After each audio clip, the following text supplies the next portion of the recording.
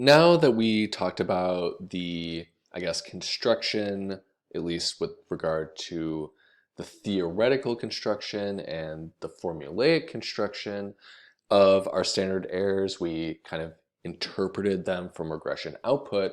Now I want to convince you that we can actually bridge the two.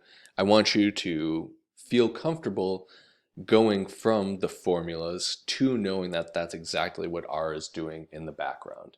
So we're going to create some data and then run a regression so that we know what the true underlying relationship is and the exact error that we've incorporated in it.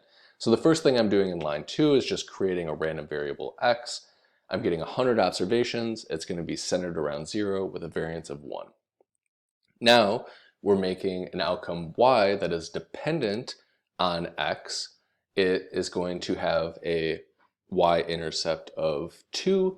The relationship is going to be linear at 1.5, and we've introduced some error that's normally distributed at, again, centered around 0 with variance 1.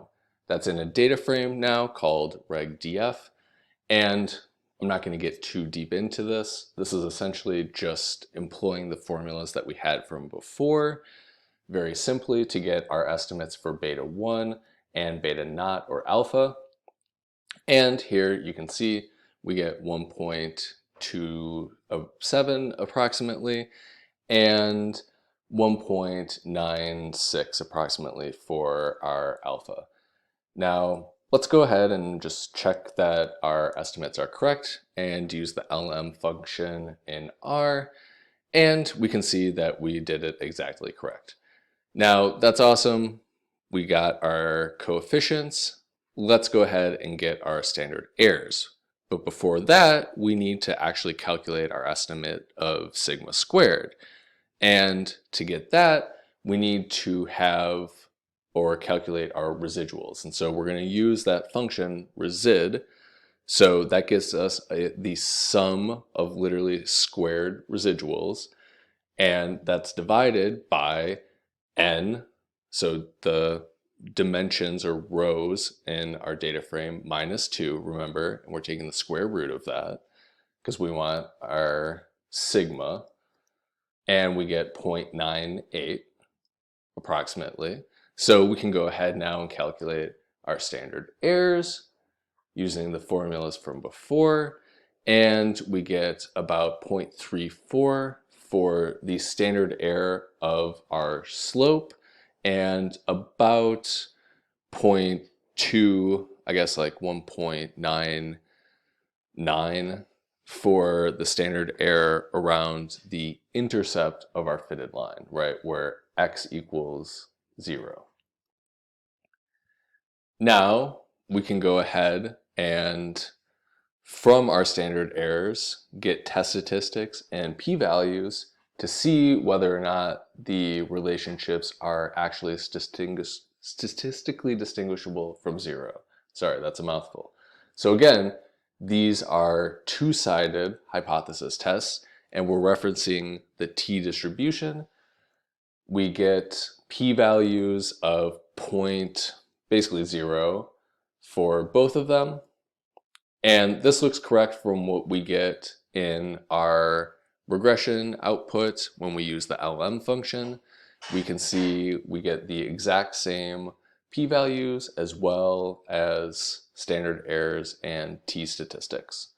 So what would we have interpreted if the slope actually was equal to 0, right? We did not find sufficient evidence to suggest that we can reject the null. We fail to reject the null. That means that x provides little help in predicting y. In this case, it was clear that x very much did help in predicting y, and obviously we inherently bake that in. Now, x and y could be related in a nonlinear way, and we just aren't modeling it correctly, right? This isn't what we looked for. It's also possible that there's some type 2 error. The relationship actually does exist. It just happens to be one of those 5% of times that we failed to find it. Now, if we end up rejecting the null hypothesis, and we do think that the relationship exists, that means X provides significant, statistically significant help in predicting Y. Now, there could also be a nonlinear relationship that exists, and it might be a better fit. It's just saying that this model was okay, right?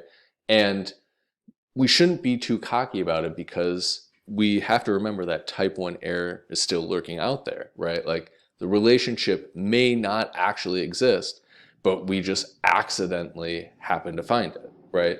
And so I want to stress that this is an association and not necessarily causal still.